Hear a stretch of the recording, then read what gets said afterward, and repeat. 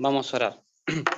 Padre y Dios bueno que estás en los cielos, Señor, te damos gracias por un día más de vida. Te damos gracias por este sábado, Señor, porque sabemos que cada sábado que pasa tú estás más cerca, Señor. Te pedimos la presencia del Espíritu Santo, Padre, para que todo sea dirigido por usted, Señor. Unge los labios del pastor Braga, Señor, para que podamos escuchar tu voz y no la palabra de hombre, Señor. Bendice a todas las personas que están entrando, Señor, en este momento. En el nombre de Jesús. Amén. Amén.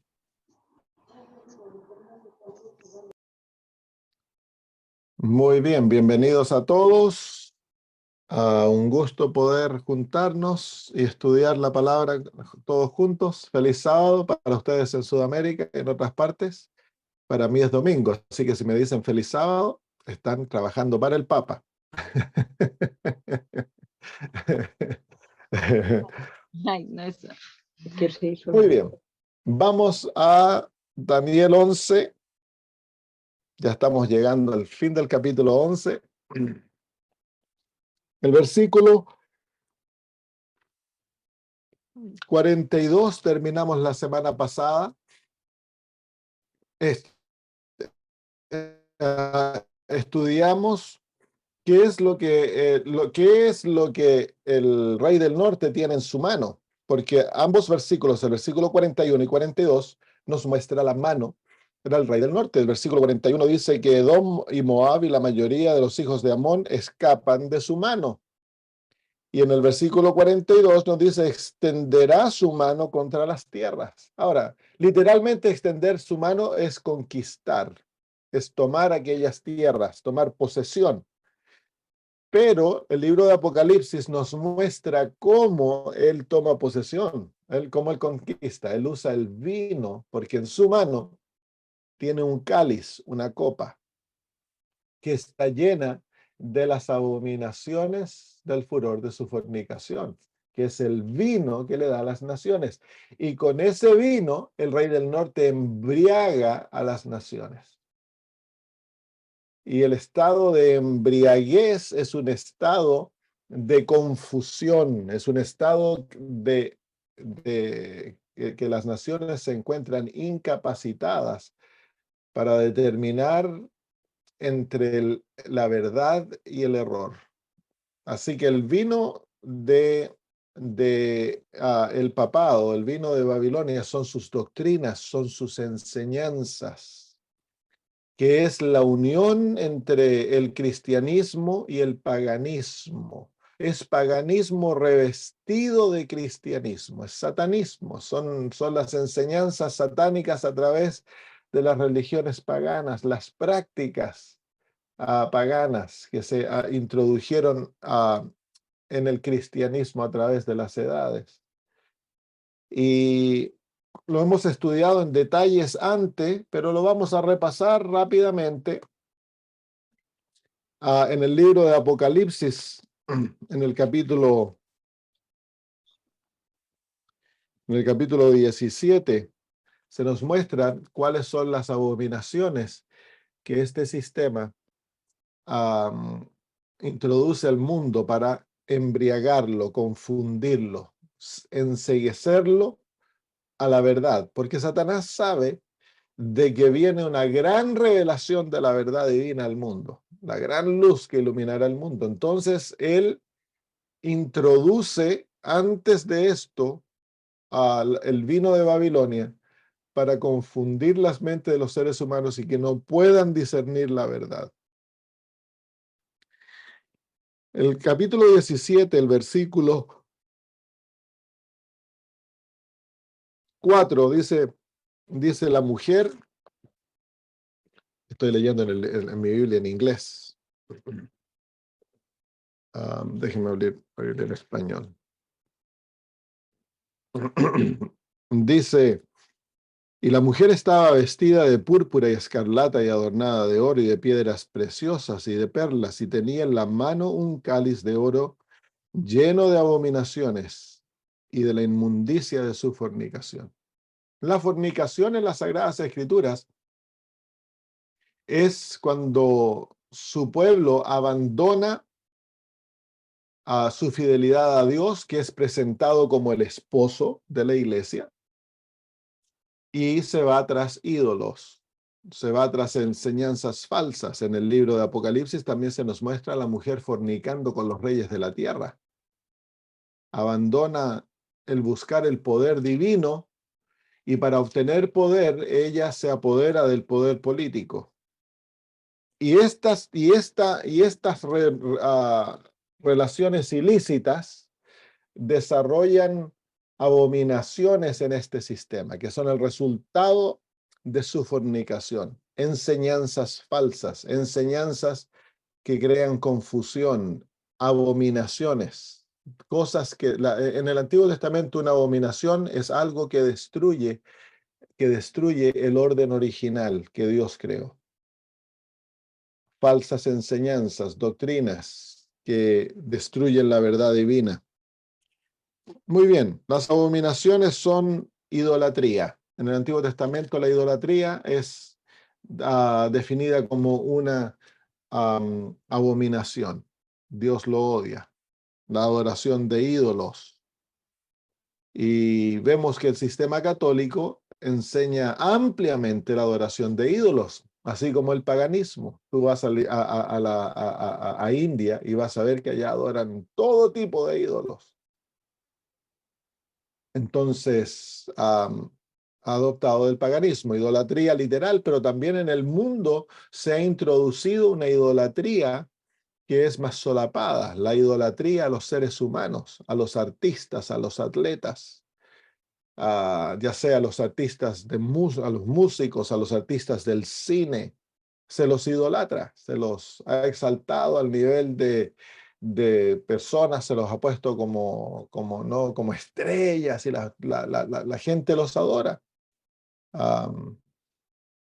Hay unos programas aquí en Australia que se llaman Ídolos, que van gente a cantar y ¿cómo se llama? Los que ganan se los da premios, todos los aplauden, gritan, se vuelven locos por ellos. Ídolo es un sistema de idolatría y la idolatría crea confusión.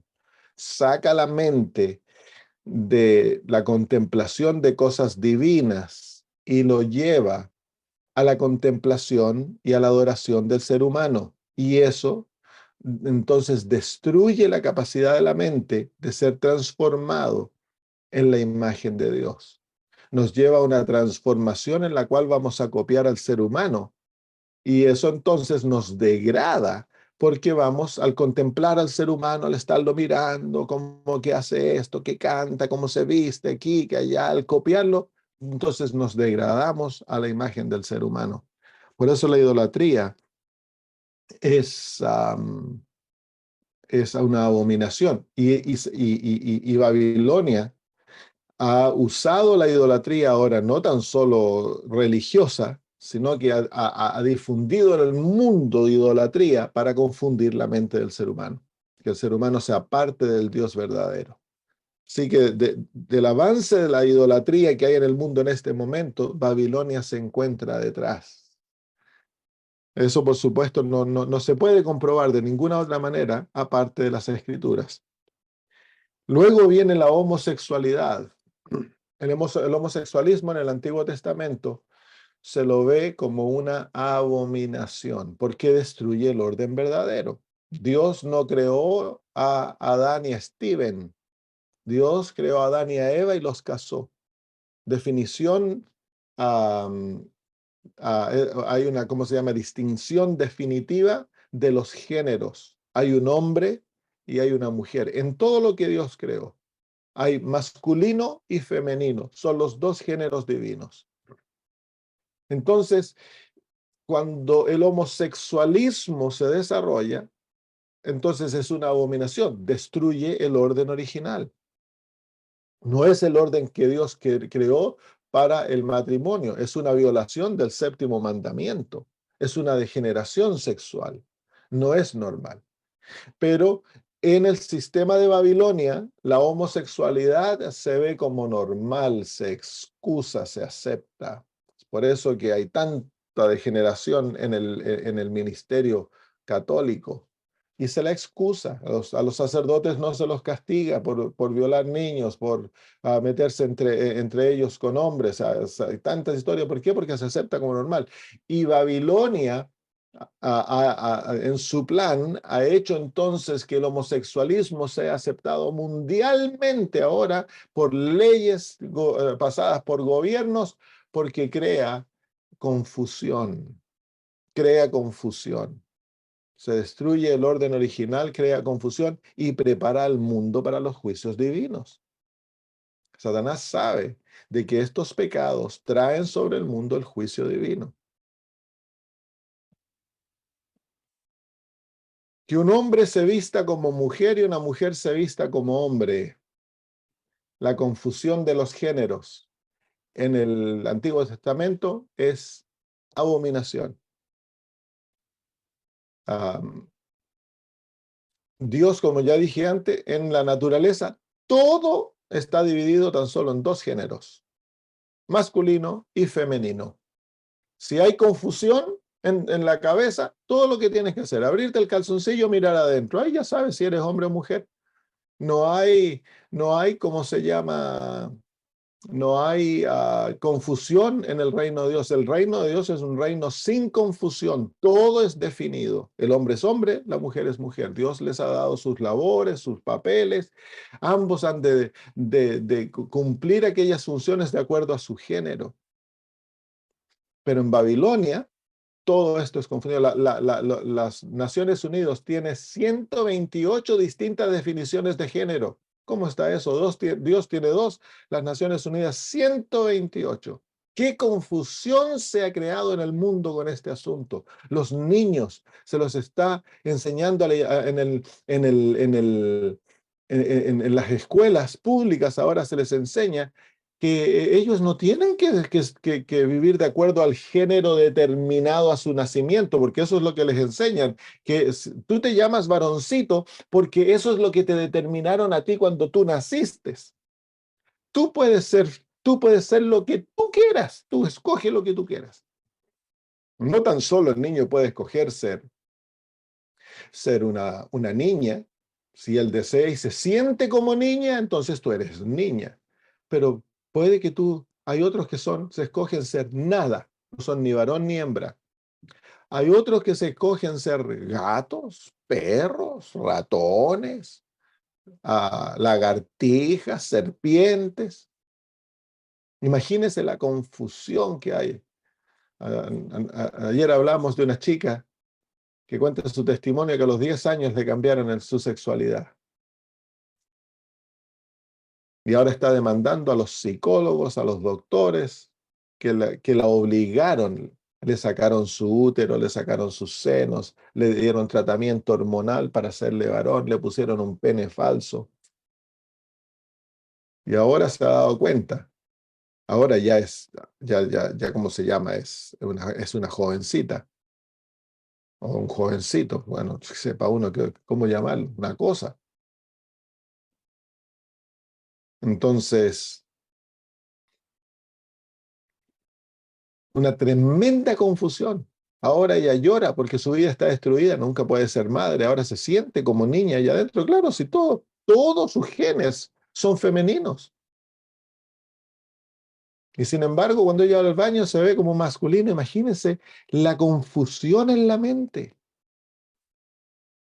La degeneración, la maldad. Ahí se ve la maldad de Satanás. Y Babilonia está detrás de todo esto, creando una tremenda confusión en el mundo. En todo lo que Dios creó, Babilonia lo está confundiendo, lo está revolviendo. Es como un tutti frutti, para que no se pueda ver la mano de Dios en nada, especialmente en el ser humano. Y ahora están sexualizando a nuestros niños. Por ejemplo, aquí en Australia, en el currículum educacional, se está tratando de introducir que los padres han permitido que los niños los vean haciendo el amor. Parte de la educación sexual. Niños de 5 o 6 años. Yo no permitiría ni que mis hijos crecidos hagan eso. Y ahora a los niños se les quiere hacer. ¿Se imaginan el daño mental que le va a ocurrir a un niño? Están sexualizando a nuestros niños. Son abominaciones. ¿Por qué? Porque detrás de todo esto está la mente pervertida de pedófilos, que quiere que se pase por ley permitir que cuando el niño desea tener sexo con un adulto se le permita por ley. Ay de las que estén embarazadas en aquellos días, dice el Señor Jesús. Terrible las horas, una confusión total. Y detrás de todo esto se encuentra Babilonia, la Iglesia Católica. Oh, nosotros no entendemos la maldad y la perversidad de Babilonia, pero acuérdense, el asiento el poder satánico se manifiesta a través del Vaticano, queridos amigos.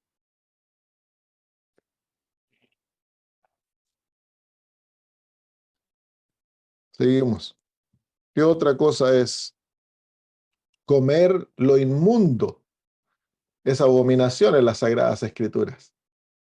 Comer lo inmundo. Carnes inmundas es considerada abominación. Comer lo prohibido. Abominación. Y Babilonia nos muestra Daniel capítulo 1, que una de las maneras a través de las cuales él conquista la mente del ser humano es dándole a comer aquello que está prohibido. Es por eso que Dios nos ha dado como pueblo una dieta tan sencilla, una dieta que deja de lado las carnes, deja de lado las azúcares, deja de lado todo lo complejo. ¿Por qué? Porque estamos confrontando a Babilonia y Babilonia está abiertamente buscando el dominio de nuestra mente y lo hace a través del dominio del cuerpo por lo que comemos. Por eso que Daniel, él peleó su batalla con Babilonia en cuanto a lo que se comía, porque Daniel entendía que si él cedía en lo que se come y en lo que se bebe, caería bajo el poder de Babilonia. Y cuando miramos el mundo alrededor, cuánta comida basura, chatarra se ha introducido en el mundo a través de las grandes como McDonald's y todos estos, ¿cómo se llaman? Lugares que la gente ya casi ni cocina por ir a comer a estos lugares. La comida que se vende ahí es más barata que cocinar en la casa a veces. Es Babilonia controlando la mente. En el Antiguo Testamento era prohibida las carnes limpias, las carnes inmundas, perdón. Comer cerdo es igual que comer rata, comer moluscos es como comer lagartijas. Todo lo prohibido es abominación. Pero para el pueblo adventista, Dios nos ha enseñado, nos ha dado la dieta original como nuestra dieta. Y lo que está fuera de la dieta original es prohibido. Porque Dios prevé que necesitamos una dieta mucho más saludable para confrontar a Babilonia. Necesitamos nuestras capacidades mentales totalmente agudas, afiladas, para poder ver los errores que van a ser introducidos en este mundo. Por eso que Dios nos ha ordenado, no hemos de tomar té, no hemos de tomar café. Todo aquello que te esclaviza debe ser dejado de lado. Las bebidas gaseosas, azucaradas, de lado deben ser dejado. Nuestra dieta tiene que compararse lo más cerca posible a la dieta original. Tiene razones espirituales. Esto tiene razones físicas, pero también tiene motivos espirituales, porque Dios nos ha dado esta dieta en esta última hora, porque es para protegernos contra el ataque de Babilonia.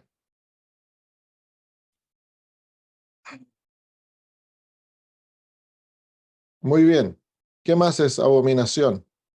La brujería es abominación. El contacto con los muertos, la comunicación con los muertos es abominación. Y quiero que ustedes vean lo que está ocurriendo alrededor del mundo, cómo a través del cine y de las películas se ha llenado el mundo de la brujería, del tema de los muertos, de los vampiros, de los que salen de las tumbas vivos y persiguen a la gente. Se ha hecho a los muertos se los ha puesto como vivo y la comunicación con los muertos como algo normal. A través de películas como Harry Potter, que ya es antiguo, se popularizó la brujería, tanto de que ahora niños son expertos en practicar la brujería porque a través de esas películas se les enseñó cómo hacer encantos. Pero no tan solo. Tantas películas, casi todas las películas tienen como tema de una u otra manera la brujería, el espiritismo, la comunicación con los muertos. Y es abominación en los ojos de Dios. Los hijos de Dios no pueden ver estas películas porque van a quedar encantados. Se permite a Satanás que entre a los hogares, que tome posesión de las mentes, que se destruya el amor por la verdad, el amor por lo espiritual. Por eso hay tanta apostasía, tanta debilidad dentro de nosotros, porque hay tantos adventistas van a los cines a ver estas películas, o si no las ven en las casas. Y es parte del arte de guerra de Babilonia para confundir al mundo, destruir la santidad del pueblo de Dios y llenar el mundo de abominación. Y esto es lo que está trayendo, colmando la copa de la ira. La mentira es abominación. Y quiero que ustedes vean cómo se ha llenado el mundo de mentira. Todo lo que nosotros vemos en nuestra realidad es básicamente una mentira. Lo único que tú y yo tenemos, que es absoluta verdad, es la palabra de Dios. El mundo político está basado en mentiras. El mundo de la televisión es basado en mentiras. Las películas son mentiras. Todo creado ahí es mentira.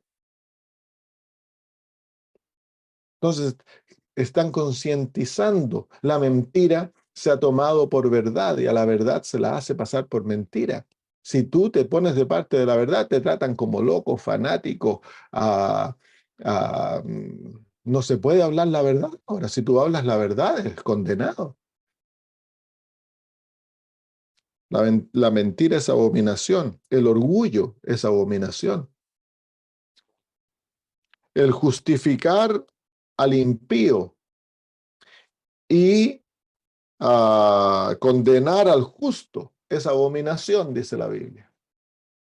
Y quiero que piensen en estos principios que son declarados abominación y que sean, como se llama, miren en su realidad. Uh, el orar cuando estamos violando la ley de Dios. Miren al mundo religioso, que abiertamente violan la ley de Dios y declaran que la ley de Dios ha sido dejada. Miren al Papa, que es el agente de la violación de la ley de Dios y sin embargo orando, haciéndose pasar como que tiene una gran relación con Dios. Miren a los líderes carismáticos que enseñan abiertamente a violar la ley de Dios y sin embargo hablan en lenguas y creen que tienen una comunicación directa. Abominación, dice la Biblia.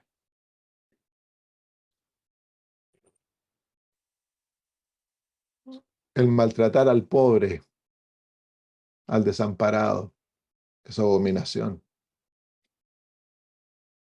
Y a pesar de que no se ve tan abiertamente, las grandes compañías maltratan a los pobres, abusan de los necesitados. Por eso las grandes compañías se mueven a países pobres, porque no le pagan nada a los obreros para ellos producir, por ejemplo, Nike o Adidas, Puma, todas estas compañías que producen ropa, a los obreros le pagan nada. La esclavitud de los niños en los países pobres, la esclavitud sexual de niñas que se las roban y las someten a esclavitud. Por eso Santiago 5 nos habla del ay de los ricos, que no le han pagado su salario a los pobres. Dios lo tiene en cuenta y nosotros vivimos en un mundo que a pesar de que está tan solapado, las grandes compañías ricas, compañías abusan de los pobres. de los débiles. Entonces, eso se practica universalmente, universalmente. El adulterio es abominación y el adulterio se ve como normal. Las películas, los cantos lo muestran como algo normal. Incluso dentro de la iglesia ya se ve algo en adulterio, no importa que aquí que allá se cierran los ojos. Es abominación ante los ojos de Dios el adulterio. Y el cobrar interés es abominación. En el Antiguo Testamento, cuando tu hermano te pedía dinero, tenías que prestarle sin interés. Y todo el sistema económico está basado en una abominación. Se cobra interés, se pone en deuda a las naciones pobres. Los bancos centrales le prestan dinero que están controlados. Detrás de todo esto lo controla el Papa.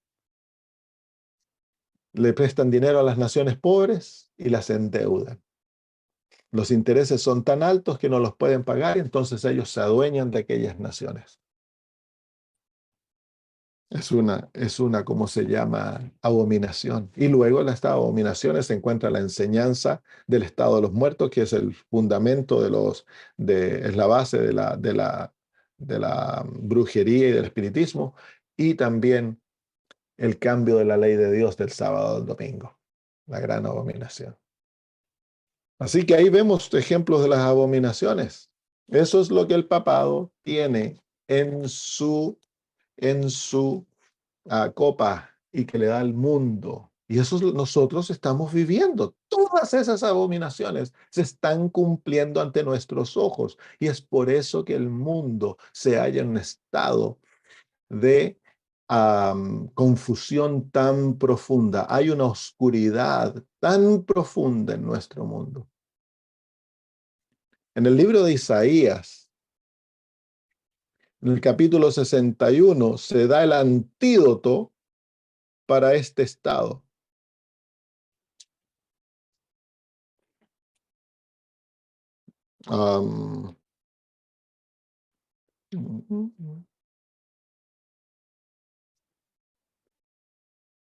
Capítulo 60 de Isaías, el versículo 1 dice: Levántate, resplandece, porque ha venido tu luz y la gloria de Jehová ha nacido sobre ti, porque aquí tinieblas cubrirán la tierra y oscuridad las naciones, mas sobre ti amanecerá Jehová y sobre ti será vista su gloria.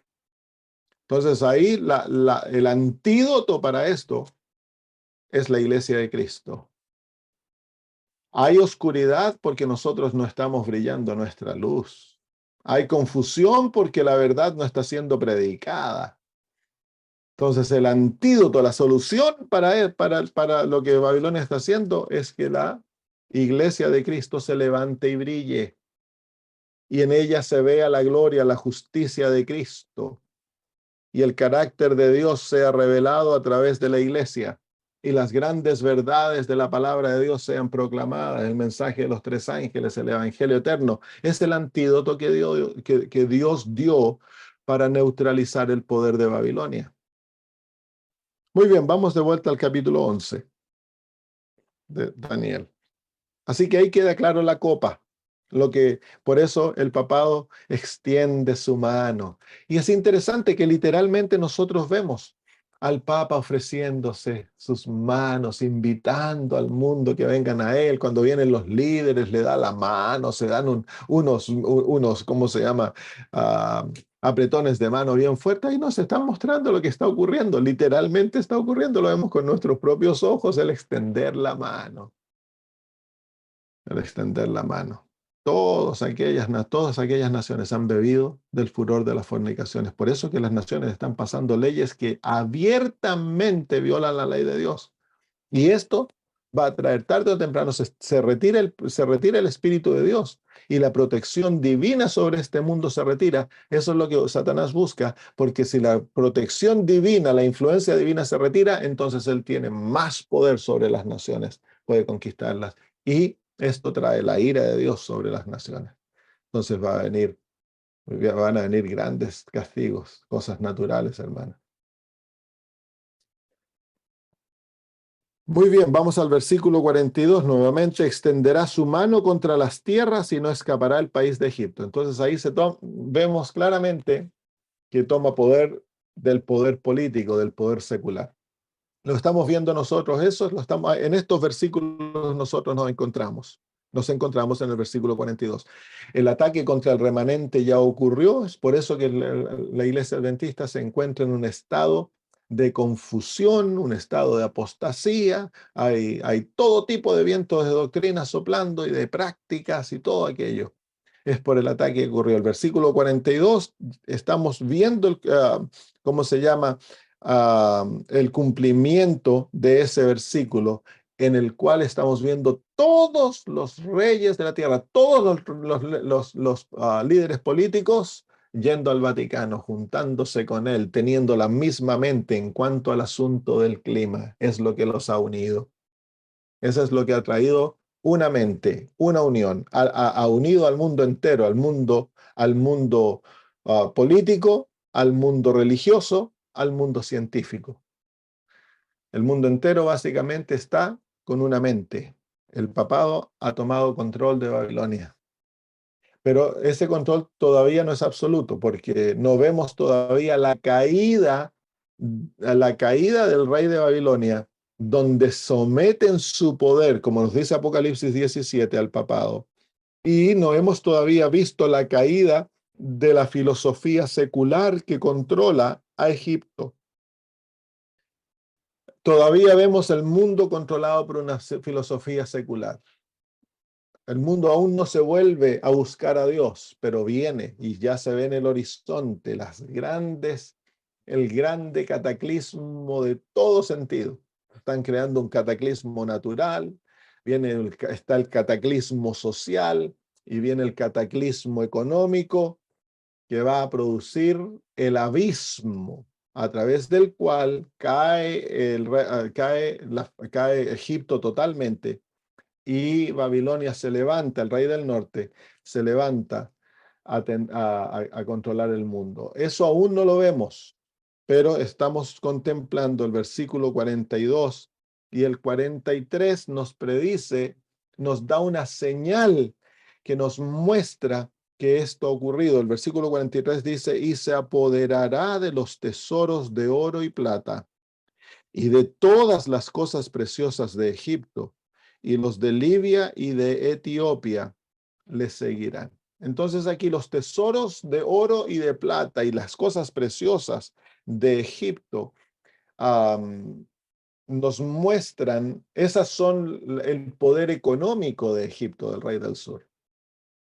Y nos dice aquí entonces que el rey del norte se apoderará de la economía mundial. Y cuando se apodere de ella, va a haber un cambio en la economía. Porque Apocalipsis capítulo 13 nos muestra de que va a llegar el momento que no se va a poder comprar ni vender a no ser que tengamos la marca de su autoridad sobre nosotros, en nuestra frente y en nuestra mano. El domingo, que nos hayamos sometido a la marca de la autoridad papal.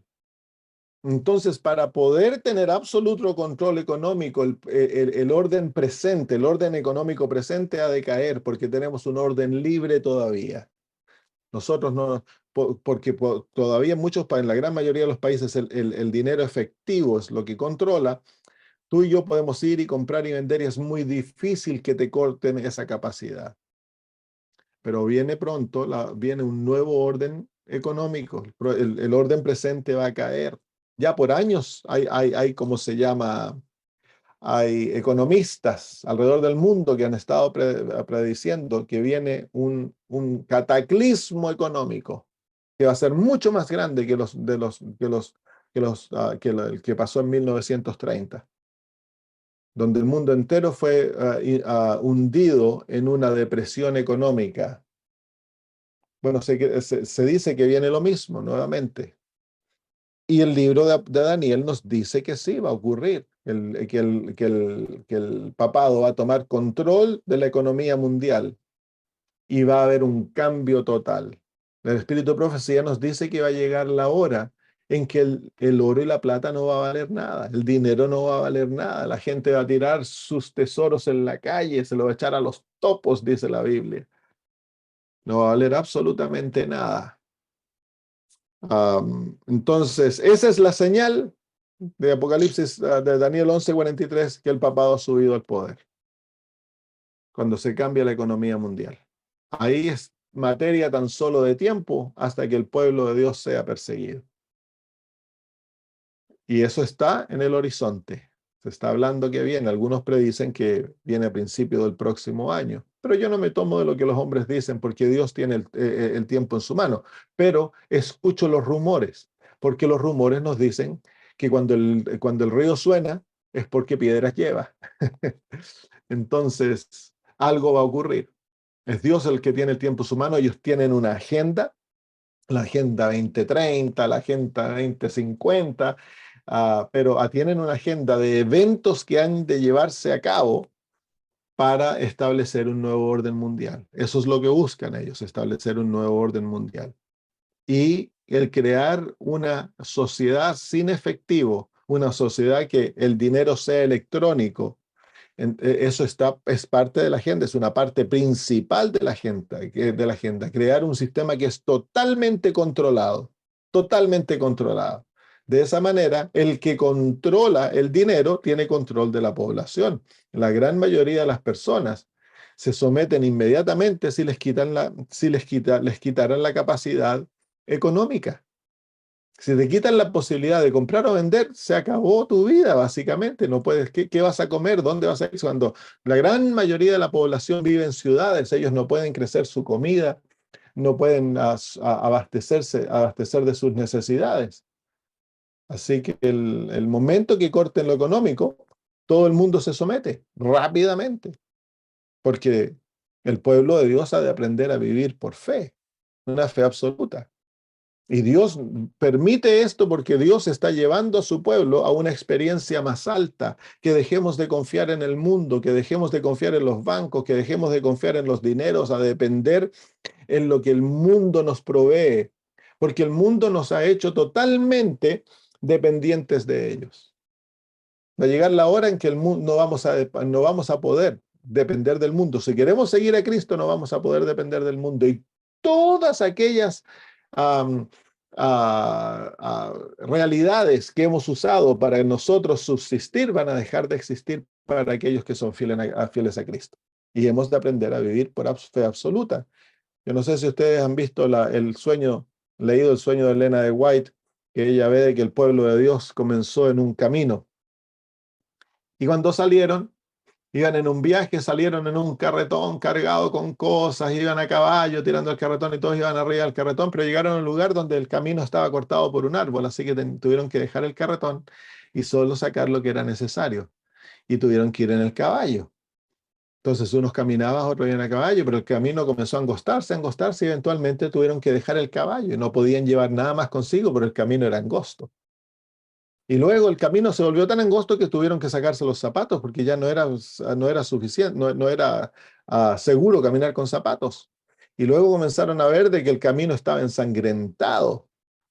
Había una muralla al lado de ellos, una muralla blanca que tenía sangre, y en el otro lado había un precipicio inmenso.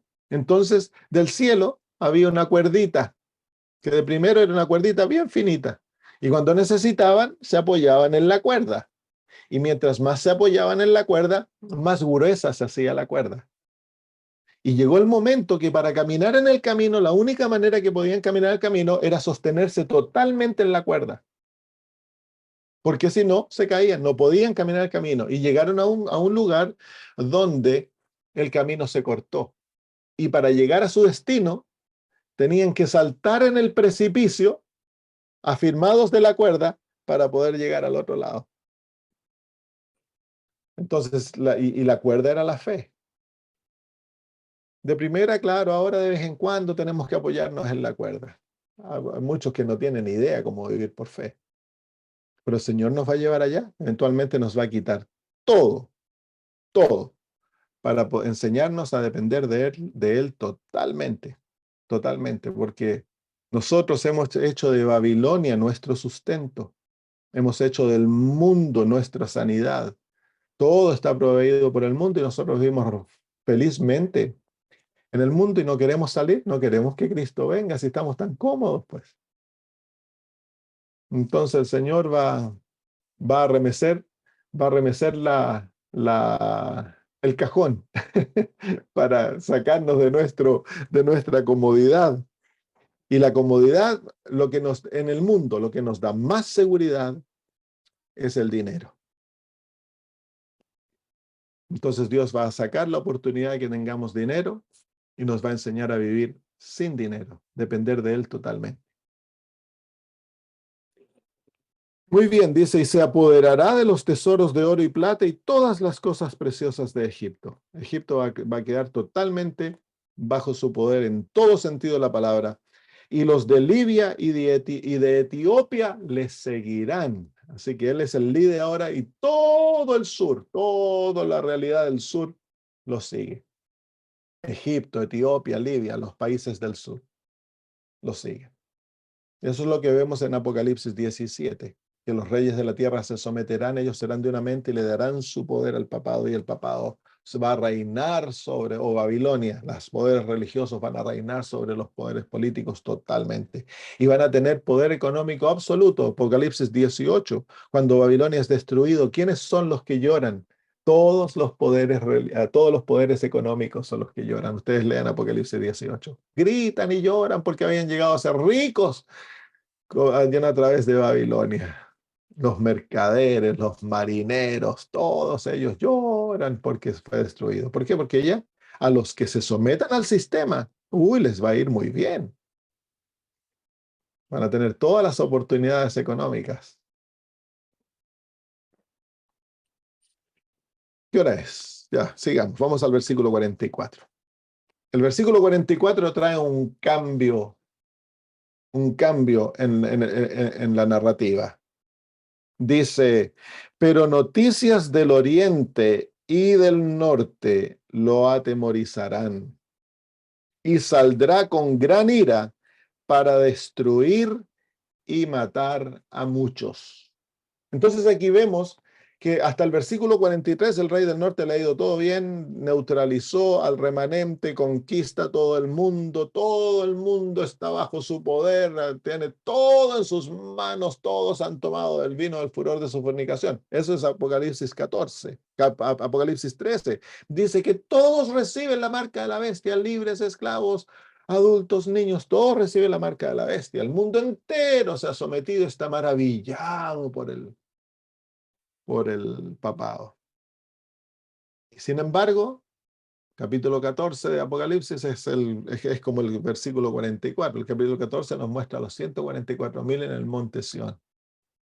Y aquí se nos muestra, dice que algo ocurre en el oriente y del norte que aterra al papado, aterra a Babilonia.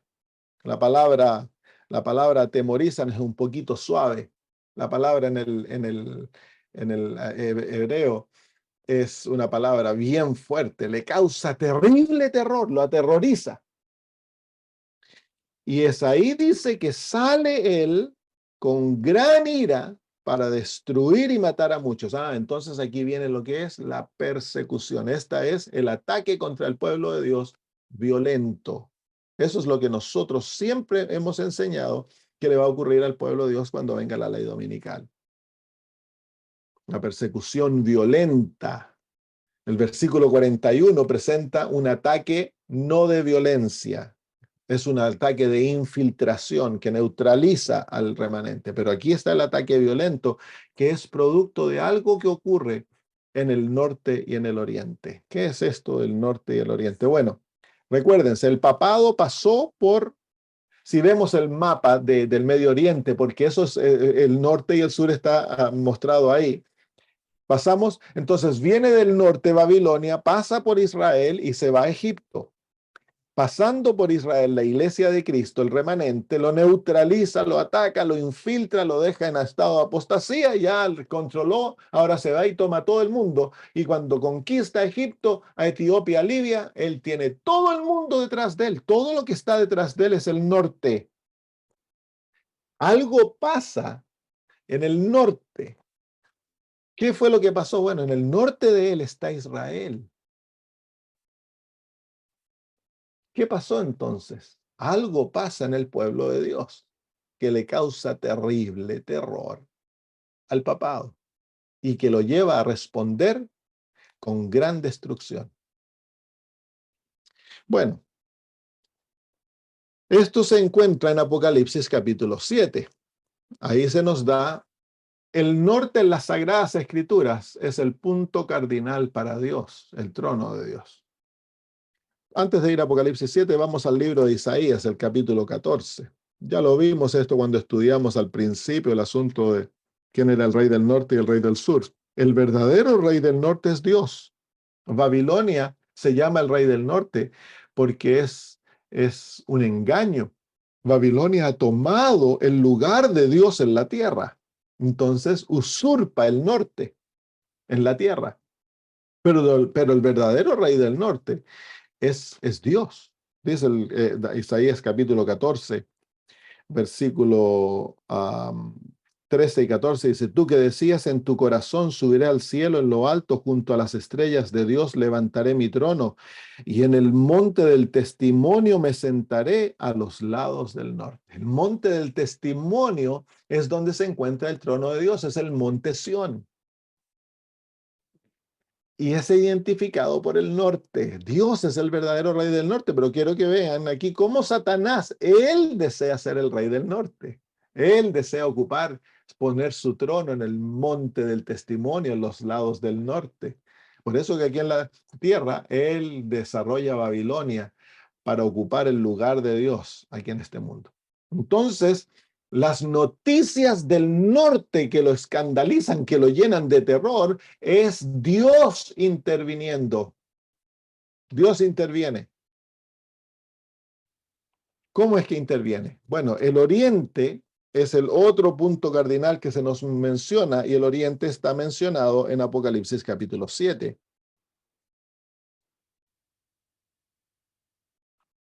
Capítulo 7, versículos 1 en adelante dice, después de esto vi a 4 ángeles en pie sobre los 4 ángulos de la tierra, que detenían los 4 vientos de la tierra para que no soplase viento alguno sobre la tierra, ni sobre el mar, ni sobre ningún árbol. Vi a otro ángel que subía de donde nace el sol. Ese es el oriente, donde nace el sol, el este. Así que él ve un ángel que sale del este, del oriente viene este ángel. Ahí se encuentra ese punto cardinal. ¿Y qué trae este ángel? Veamos. Y tenía el sello del Dios vivo. Así que el oriente es el punto cardinal que identifica el sellamiento, es la obra del Espíritu Santo. Y dice, y clamó con gran voz a los 4 ángeles a quienes se les había dado el poder de hacer daño a la tierra y al mar, diciendo, no hagas daño a la tierra, ni al mar, ni a los árboles, hasta que hayamos sellado en sus frentes a los siervos de nuestro Dios. Entonces ahí se encuentra el oriente. El oriente es el punto cardinal que define el sello. ¿Quién es el rey del oriente? ¿Se acuerdan que dice Apocalipsis 16, preparando el camino para los reyes del oriente? El rey del oriente es Cristo Jesús, el rey de reyes. Así que el norte es el punto cardinal del trono de Dios. El oriente es el punto cardinal que se refiere a Jesús y su obra de sellamiento a través del Espíritu Santo.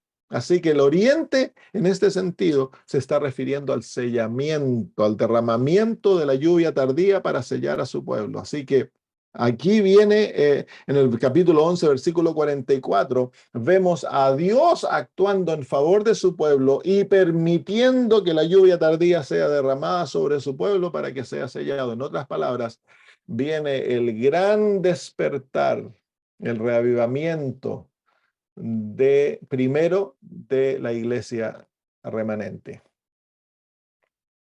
Y comienza la obra del sellamiento. Y junto con ello viene el derramamiento de la lluvia tardía o del Espíritu Santo sobre todo el mundo, como nos dice Joel. Es por eso que el papado queda aterrado y con él queda su jefe aterrado, Satanás. No hay nada que Satanás tema más que la iglesia adventista reciba la lluvia tardía. Ese es su temor más grande. Eso es lo que lo mantiene despierto en la noche. Es por eso que trabaja día y noche, porque no puede dormir. Cuando duerme, sueña de la lluvia tardía.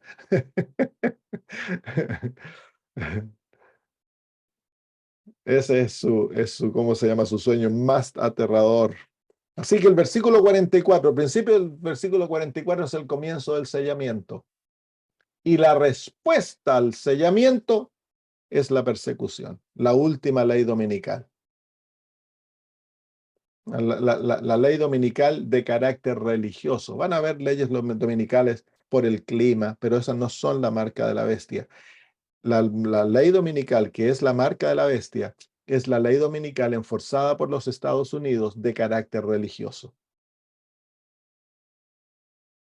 Otras leyes dominicales que se van a obligar a descansar el domingo por razones de clima, están preparando al mundo para que cuando Estados Unidos pase la ley dominical final, todo el mundo se someta rápidamente. Yo siempre me preguntaba, pero ¿cómo todo el mundo se va a someter rápidamente cuando cuando el de Estados Unidos pase una ley dominical de carácter religioso? Y no podía verlo, ahora lo entiendo. Claro, van a haber preparado al mundo con leyes dominicales, acostumbrado al mundo a descansar un día a la semana, porque las primeras leyes de descanso van a permitir que los católicos descansen el domingo, que los musulmanes el viernes, los judíos y los adventistas el sábado. Se les va a permitir, eso es lo que se está discutiendo ahora. Luego se va a escoger un día seguramente para que todos descansen en común. Se va a decir que es mejor, entonces todos van a descansar el domingo. No se va a forzar a los judíos que no descansen el sábado, ni a los musulmanes que no descansen su viernes, pero todos tienen que descansar el domingo. Y luego va a venir la ley de carácter espiritual. Ya el mundo entero va a verse acostumbrado a tener un día enforzado de descanso. La marca de la bestia, el domingo como marca de la bestia, es cuando se enfuerza en oposición total a la ley de Dios. Eso es marca de la bestia, dice la hermana de White. Muy bien, entonces aquí se nos predice que el remanente va a ser reavivado. Y eso es lo que muchos no creen. Tristemente hay tantos que han abandonado la iglesia adventista, tantos que la han acusado de Babilonia, que forman sus propios grupos independientes y la acusan de esto y de lo otro, porque no tienen fe o no conocen o no tienen fe en las profecías de la Biblia y del espíritu de profecía. Vamos ahora a ir a ver aquellas profecías que nos muestran el reavivamiento del remanente. Las mismas profecías que estudiamos en cuanto a la apostasía del remanente nos muestra el reavivamiento del remanente. En Génesis capítulo 6, ya lo estudiamos, no lo vamos a estudiar todo, pero Génesis 6 nos muestra la unión ilícita entre los hijos de Dios y las mujeres del mundo, que simbólicamente representa la unión de la iglesia remanente con las iglesias caídas. Vimos el por qué, porque la iglesia, ¿por qué ocurrió eso en los días de Noé? Porque el estado espiritual de la iglesia estaba terrible. Entonces preparó nuestro estado espiritual de la Odisea, nos prepara para la apostasía. Pero luego vemos a Noé, y Noé es el símbolo del reavivamiento. Noé redescubre la gracia de Dios en sus ojos, el evangelio eterno, el mensaje de la justicia de Cristo. Dice el capítulo 6, versículo 8, pero Noé halló gracia ante los ojos de Dios. El original dice que Noé vio gracia en los ojos de Dios. Noé creció en una iglesia totalmente demoralizada espiritualmente y él tuvo una experiencia de reavivamiento, se reencuentra con el Dios de gracia y eso lo lleva a experimentar la justicia de Jesús. En el versículo 9 dice, estas son las generaciones de Noé. Noé, varón justo, era perfecto en sus generaciones, con Dios caminó Noé. Esa es una declaración divina. Dios está declarando quién es Noé. Eso es lo que llamamos justicia por fe. Noé recibe la gracia de Dios y es justificado, recibe la justicia de Dios, y la justicia Dios lo declara justo y perfecto ante sus ojos. Y eso lo lleva a caminar con Dios. Y la justicia imputada se vuelve la justicia impartida, la santificación que lleva a Noé a ser perfectamente obediente, un hombre de absoluta fe. Y él es la última generación. Él prepara el arca y entra en el arca y salva a él y a su familia y condena al mundo. Entonces ahí vemos el gran reavivamiento, y aquí el reavivamiento viene porque la iglesia de Cristo reencuentra la gracia de Dios, se encuentra con el Dios de gracia y recibe, experimenta la justicia de Cristo, que es el mensaje de la justificación por fe, es el mensaje calculado por Dios para que el pueblo de Dios sea reavivado. Así que ahí que encontramos en Génesis 6, profetizado, ¿cómo se llama? El reavivamiento a través de un encuentro con la gracia de Dios que lleva al pueblo a recibir la justicia de Cristo imputada, impartida, y esto lo lleva al pueblo de Dios a ser perfectamente obediente y a vivir por fe en Dios, una fe absoluta. Vamos al libro de Números, capítulo 25. El mismo capítulo que donde vimos la tremenda apostasía de Israel ante el Jordán, cuando las prostitutas de Madián infiltraron el campamento y llevaron a los líderes a postrarse ante Baal, y quedó la tendalada. El pueblo se dividió en dos, los fieles y los infieles, y muchos de los líderes, 20 y tantos mil, fueron muertos, colgados ante el sol. Y el pueblo de Dios fiel se encuentra postrado ante el Señor. Ahí se ve la obra de reavivamiento.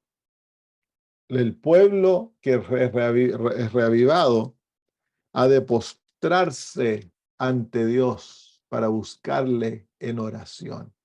Es ahí donde vamos a ver sus ojos llenos de gracia y nos vamos a reencontrar con el Dios de gracia. Dice en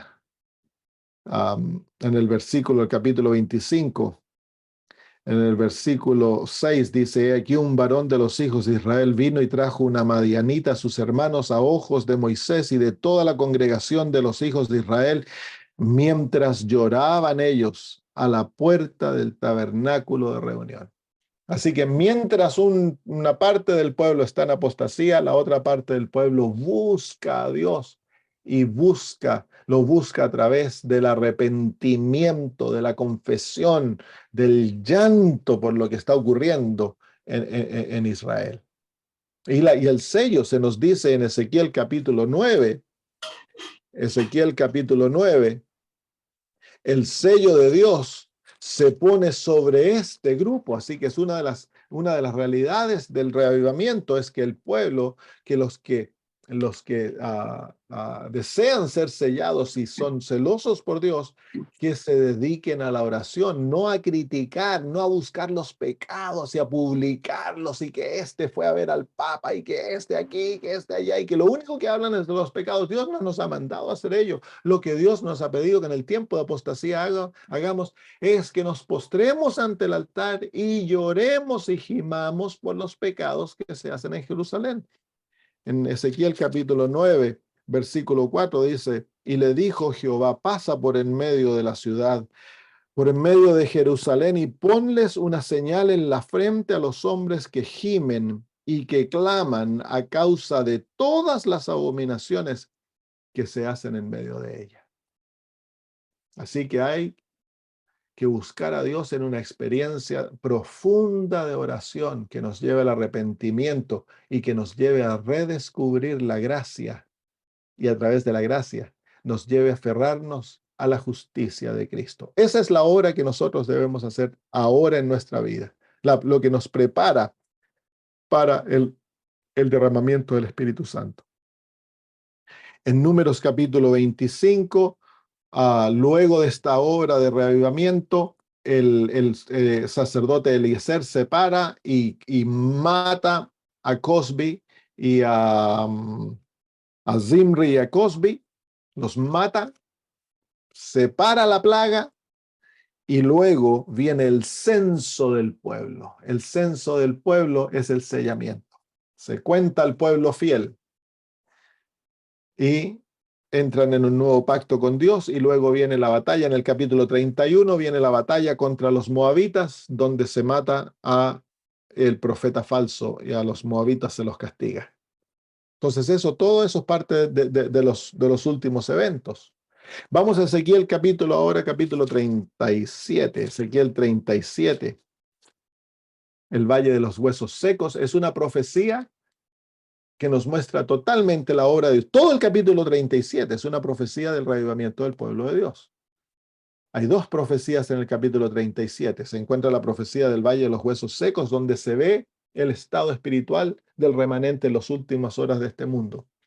Está muerto.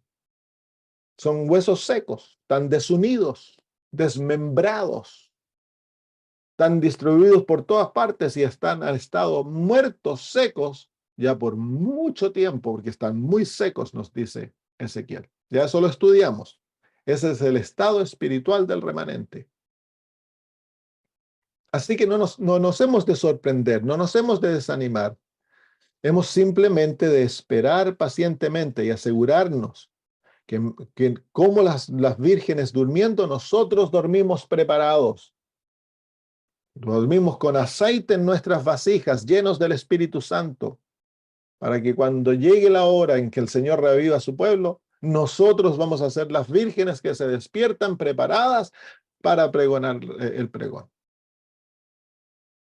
Entonces dice el capítulo 37 nos presenta la obra del reavivamiento de una manera muy linda. Entonces dice, la mano de Jehová vino sobre mí, me llevó en el espíritu de Jehová y me puso en medio de un valle que estaba lleno de huesos.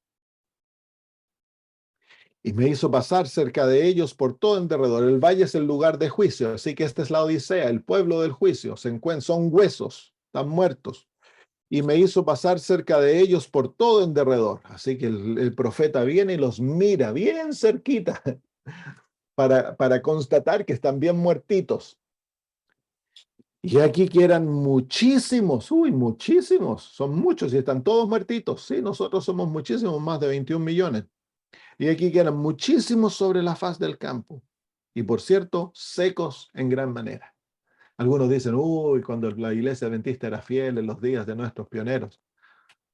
La hermana de White dedicó el mensaje a la Odisea, a la iglesia adventista, en el año 1854. Ya ahí estábamos definidos como la Odisea. Así que la iglesia adventista nunca realmente ha estado realmente viva. Hemos sido siempre un pueblo tibio. En el lenguaje de Ezequiel, un pueblo muertito. Están muy secos. Y me dijo, hijo de hombre, ¿vivirán estos huesos? Yo pienso que Dios le hace la misma pregunta a todos aquellos que andan publicando por todos lados los pecados de los líderes, los pecados de la iglesia, lo que la iglesia hace mal, lo que la iglesia no hace. El Señor les pregunta, ¿vivirá la iglesia? Y para el raciocinio humano, ¿cuándo fue la última vez que tú viste un hueso revivir? Nunca. Es imposible. Entonces, para mi raciocinio, para mis capacidades mentales, cuando yo miro lo que está ocurriendo dentro de la iglesia, es natural el concluir las cosas están muy malas. No hay vuelta. La apostasía, y se habla, tantas cosas que se escuchan. A mí no me gusta escuchar esas cosas porque desaniman.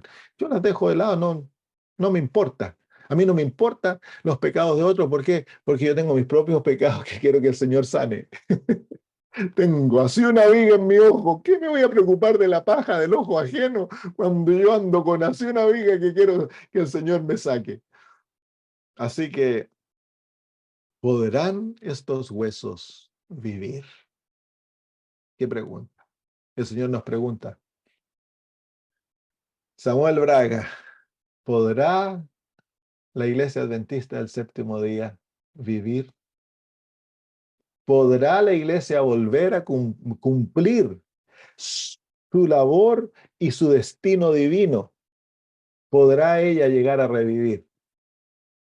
Por mis capacidades racionales, yo puedo decir no, pero yo como hijo de Dios, yo no he de vivir por mis capacidades racionales, yo he de vivir por fe, lo que la palabra de Dios dice. Y debe haber sido desafiante para el profeta cuando Dios le hace la pregunta, porque miren en el versículo 3, el profeta le dice a Dios, Señor Jehová, tú lo sabes. No respondió, porque sus ojos, su percepción le decía, no, imposible, pero él no expresa duda, él le expresa la realidad que Dios es el que sabe. ¿Y sabe Dios? Él ve el fin desde el principio, él lo sabe todo. Y hemos de aprender a confiar en la sabiduría divina, en su conocimiento, no el nuestro. Y mire lo que le dice el Señor. Me dijo entonces, ahora el Señor le expresa lo que él sabe, porque hasta ese momento Ezequiel no conocía lo que Dios sabía. Y le dice, profetiza sobre estos huesos y diles, huesos secos, oíd palabra de Jehová. Entonces, ¿cuál era la labor del profeta? La labor del profeta no era hablar de acuerdo a lo que él veía. La labor del profeta es hablar lo que Dios le dice. No ha de excusar la realidad de los huesos. Miren, lo primero que le dice el Señor es, dile huesos secos. Así que el mensaje es duro porque tiene que llamar los huesos secos. El profeta no le dice, hoy huesitos lindos, que bien se encuentran. No, no, no. Dios le da un mensaje directo, huesos secos. Oíd la palabra de Jehová. Así que la labor del profeta es actuar y hablar por fe, no por lo que él ve. Es hablar y actuar de acuerdo a lo que la palabra de Dios dice. Entonces, eso es lo que yo les he mostrado. Yo les he mostrado la realidad de la iglesia. Somos huesos secos. En eso entonces hemos de ser fieles. No hemos, tristemente, muchas veces se paran los líderes y pintan un cuadro como que en la iglesia está todo bien, porque queremos presentar un cuadro bonito, que estamos ganando muchas almas, que somos fieles, que todo está yendo bien. Eso va en contra de la palabra de Dios, porque la palabra de Dios nos dice, cuando profetizamos, hemos de llamar huesos secos, hemos de presentar la realidad. Y luego dice, huesos secos, oíd la palabra de Dios. ¿Qué poder tiene la palabra de Dios? La palabra de Dios tiene poder recreador. Lo que Dios dice llega a ser. Uy, ya se me pasó la hora. Tengo que terminar. Bueno, vamos a concluir con este capítulo y terminamos. Entonces le dices, oíd la palabra de Dios. Si los huesos no oyen la palabra de Dios, van a ser recreados. Nuestra labor es proclamar la palabra de Dios. No hablar de acuerdo a lo que vemos, sino que hablar de acuerdo a lo que escuchamos de la palabra de Dios. Y mire lo que dice. Así ha dicho Jehová el Señor nuestro a estos huesos. He aquí yo hago entrar espíritu en vosotros y viviréis. Ahí viene el gran reavivamiento, la profecía del gran reavivamiento. El profeta lo predice y eso es lo que nosotros hemos de predecir. Hemos de mostrar la realidad de los huesos secos, pero luego hemos de predecir que Dios ha dicho que viene un gran derramamiento del Espíritu Santo sobre estos huesos y estos huesos van a vivir. Y mire cómo el Señor lo hace. Ahora viene la descripción de cómo Dios lo va a hacer. Y pondré tendones sobre vosotros y haré subir sobre vosotros carne y os cubriré de piel y pondré en vosotros espíritu y viviréis y sabréis que yo soy Jehová. Así que hay dos manifestaciones del Espíritu. El espíritu, cuando los huesos están desmembrados por todos lados, viene el espíritu y el espíritu va a hacer que ellos vivan. Pero ¿cómo hace que vivan? Los recrea, los recubre, los hace, los hace ser humanos y luego viene el espíritu nuevamente y les da vida. Las dos lluvias, la temprana y la tardía. Y luego dice, versículo 7, ¿qué pasa cuando profetiza? Profeticé pues como me fue mandado. no como yo veía, no lo que a mí me parecía, no lo que yo creía, no, como me fue mandado. Profeticé como me fue mandado y hubo un ruido mientras yo profetizaba, un ruido, un terremoto. Y luego dice, y aquí un temblor, eso es lo que llamamos el zarandeo. Lo primero que la obra de reavivamiento causa es un zarandeo. Bueno, un temblor, Dios va a remover su iglesia para que todo lo que tiene que salir salga. Eso es producto del reavivamiento, hermanos. Así que aún no hemos visto el zarandeo con toda su fuerza. El zarandeo con toda su fuerza viene cuando viene el reavivamiento. Lo primero que pasa. Y luego dice, y hubo un ruido mientras yo profetizaba, y aquí un temblor, y los huesos se, ¿cuál es la próxima palabra? Juntaron. Cada hueso con su hueso. Así que lo primero que la obra hace es el zarandeo. Viene el zarandeo y todos aquellos que tienen que salir van a salir volando. Y el resto hay una obra de unidad, de unión. Los huesos se unen, cada hueso con su hueso. Imagínense la obra. Parece total confusión. Huesos volando de aquí para allá. Imagínense el ruido. Parece caos, confusión. Hay zarandeos, hay huesos que están saliendo volando, saliendo del valle, un terremoto, ruido. Pero en toda esa confusión Dios está creando orden. Cuando termina esa primera obra, ya no hay huesos, ahora hay un esqueleto. Los huesos se han unido. La primera obra es como cuando, para que se derramase el Espíritu sobre los apóstoles, Dios primero los unió. Abandonaron durante aquellos 10 días que estuvieron en el aposento alto, se pidieron perdón, abandonaron sus diferencias y se unieron. Hubo un zarandeo, sí, Judas los dejó, salió y se ahorcó. Se murió Judas. Hubo un zarandeo antes de él. Y todos fueron zarandeados, hubo confusión. Algunos negaron a Jesús, otros lo abandonaron, pasaron circunstancias difíciles. Es la experiencia del zarandeo. Dios zarandeó a su iglesia. Y lo malo salió volando. Muchos discípulos dejaron a Jesús. No fue tan solo Judas. Muchos que creían en él lo dejaron. Un tremendo zarandeo. Pero los que quedaron fueron unidos. Y en esa unión fueron preparados para la obra. Es parte de la obra el unirnos. Dios va a tener una iglesia unida. La segunda profecía de Ezequiel 37 nos muestra la unión de los dos cabos de la iglesia.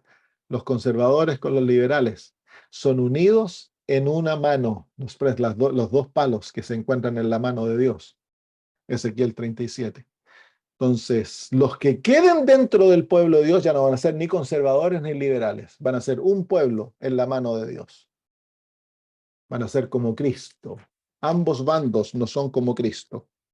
Muy bien, entonces dice y luego dice el versículo 7, profeticé pues como me fue mandado y hubo un ruido mientras yo profetizaba y aquí un temblor y los huesos se juntaron cada hueso con su hueso. Y miré y aquí tendones sobre ellos y la carne subió y la piel cubrió por encima de ellos, pero no había en ellos espíritu. Así que la segunda obra del reavivamiento es que ahora los esqueletos, la primera obra es la obra de unión. Bueno, la primera obra es la obra del zarandeo, que todo aquello que no ha de estar salga. Luego viene la obra de unión. Se une el pueblo de Dios.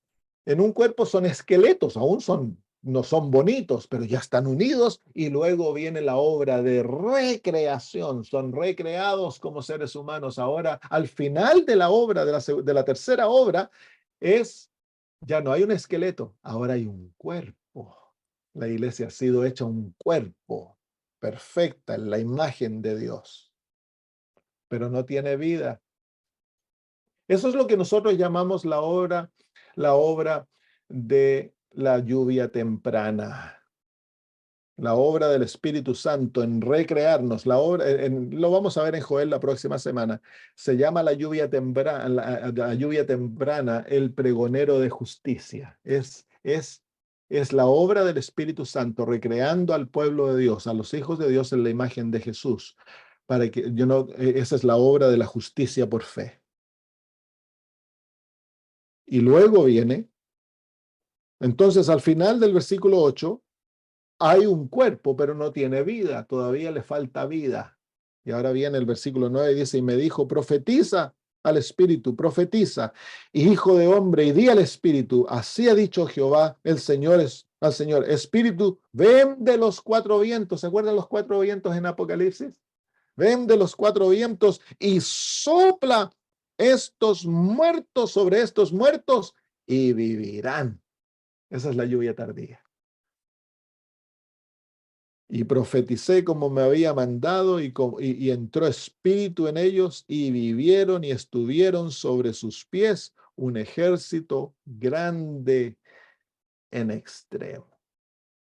Ahí está la razón por la cual Satanás se aterroriza de esta obra, porque Dios va a tener, no va a quedar un grupito chiquitito, va a quedar un ejército grande en extremo.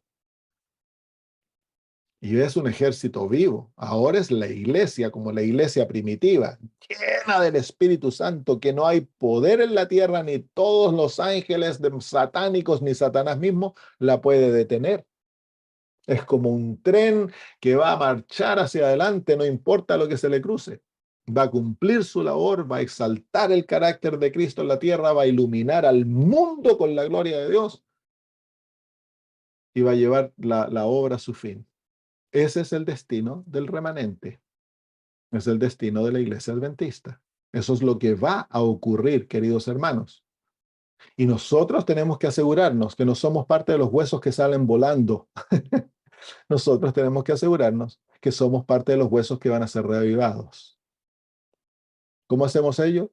En vez de andar criticando, apuntando el dedo, llamando pecados y tratando de esto, no, tenemos que buscar a Cristo. Tenemos que pasar tiempo, mucho tiempo en oración. Las iglesias deben juntarse a orar, a buscar al Señor, a arrepentirnos por nuestros pecados. Buscar que el Señor saque la viga de nuestro ojo, que nos veamos tal cual somos, para venir en contrición de pecado ante el Señor y arrepentirnos de corazón, para que el Señor pueda hacer la obra que tiene que hacer en nosotros. Todos estamos en el embrollo de estar en el valle de los huesos secos, hermanos. El Señor no ha revivado todavía a su pueblo. Todos somos las vírgenes durmiendo. No hay ni uno mejor que otro en esto, hermano. Hemos de aferrarnos como el profeta Ezequiel, hemos de creer la palabra de Dios a pie junto, y esa palabra es la palabra que se ha de ser predicada. Hemos de creer de que a pesar de la situación que estamos como pueblo, Dios nos va a revelar y Dios va a tener una iglesia fiel, una iglesia victoriosa, una iglesia que va a representar a Cristo 100% aquí en la tierra. Y Satanás está aterrado porque él sabe que esa obra viene pronto, hermanos. Así que me gustaría llamarte a buscar a Cristo, buscar al Señor con todo el corazón, con toda nuestra mente. Acercarnos como Noé, a buscar a Dios hasta que en sus ojos veamos la gracia y esa gracia nos transforme y nos haga un verdadero pueblo de Dios. Muy bien, lo dejamos ahí. Hoy no les voy a poder dar muchas preguntas porque el viernes o el jueves fue mi cumpleaños y hoy día me van a sacar a tomar desayuno. Así que si hay alguna preguntita por ahí, la respondemos. Pero hay mucha materia de pensamiento aquí, de meditación. Hay que arrepentirnos. Si hemos dedicado nuestras energías a sacar los trapos al aire de la iglesia, al andar criticando, publicándolo públicamente los pecados, tenemos que arrepentirnos, hermanos. Hay que arrepentirse de esa obra, porque esa obra la hace Satanás, no Dios. Si hemos desperdiciado nuestro tiempo en apuntando las armas a nuestros líderes, a nuestros miembros, y hemos atacado la iglesia, esa no es la obra que Dios te ha dado. En vez de eso, hemos de dedicarnos a predicar el evangelio al mundo. Hay un mundo que perece, hermanos. Hemos de orar por la iglesia. Hemos de interceder. No, nosotros somos la iglesia por nosotros mismos, por nuestros pastores, ancianos, presidentes. Llevemos ante el altar o intercedamos por ellos, pidámosle al Señor que los revive. Son hermanos en Cristo. Si están haciendo el mal y tienes que hablarle, anda a hablarles personalmente. Escríbeles si tienes que escribirles, llámalos al arrepentimiento como testimonio, pero no publiquen los pecados en público para que el mundo los vea, que a veces los ponen en televisión y se habla de todo lo que está pasando en la iglesia en televisión. ¿Cómo podemos hacer eso? Eso es traición.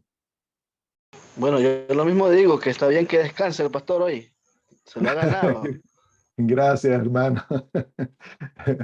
Alabado sea Dios, dice que no hay descanso para el impío. Hoy hago campaña en la noche, tengo un programa evangelístico con una de las iglesias hispanas, acá estamos una semana, comenzó anoche, es una iglesia muy chiquitita, está básicamente muriendo. Así que los hermanos los animé para que no se mueran y sigan ganando almas, y anoche tuvimos 4 visitas en la campaña, así que alabado sea Dios. Oren por nosotros. Amén. Muy bien, oremos y terminamos, hermanos. Nuestro amado Dios, cuán lindo es escuchar buenas noticias. Cuán lindo es saber, Señor, que los planes tuyos para nosotros son maravillosos y que el mejor tiempo de la historia de nuestro pueblo se encuentra aún adelante nuestro y nosotros tenemos el privilegio de ser aquel pueblo que va a recibir la lluvia tardía. Querido Señor, nos queremos arrepentir ante ti porque son nuestros pecados que han causado, Señor, el estado espiritual de tu pueblo. Es nuestra falta de entrega, nuestra falta de consagración, nuestra falta de amor por ti, Señor, que ha llenado, Señor, a la iglesia, a tu iglesia, a la iglesia remanente, Señor, de un estado espiritual tan terrible. Querido Padre, queremos arrepentirnos porque muchas veces en hipocresía hemos apuntado el dedo a otros. Nos hemos escondido bajo las faltas, pecados de líderes, Señor, que sí hay apostasía, Padre, y tú lo sabes mejor que nosotros. Pero querido Padre, queremos pedirte que tú tengas compasión de tu pueblo, que tú derrames tu espíritu como lo has predicho y que venga el zarandeo, Señor. Que venga, Padre, para que tu iglesia sea limpia y sea preparada para la recepción de la lluvia temprana. Y la lluvia temprana, Señor, cause la recreación en la imagen de Cristo en todos nosotros. Que tengamos el gozo, Señor, luego de recibir la lluvia tardía. Qué lindos momentos nos esperan. Momentos peligrosos, momentos de persecución, momentos de dolor, pero momentos en los cuales estaremos tan llenos de tu espíritu que se hará una obra tan maravillosa. Oh Señor, prepáranos, por favor. No estamos listos aún. Prepáranos, te lo pedimos, Padre. Derrama la lluvia temprana. Haznos sedientos de Jesús, de su justicia. Llévanos a la oración, Padre, a postrarnos ante tu presencia para buscar tu gracia, ver tus ojos maravillosos llenos de ternura y de amor hacia nosotros y recibir el carácter maravilloso de nuestro Salvador. Gracias, Señor. Bendícenos al separarnos. Lo pedimos por Jesús. Amén. Muy bien, queridos hermanos, un abrazo para todos.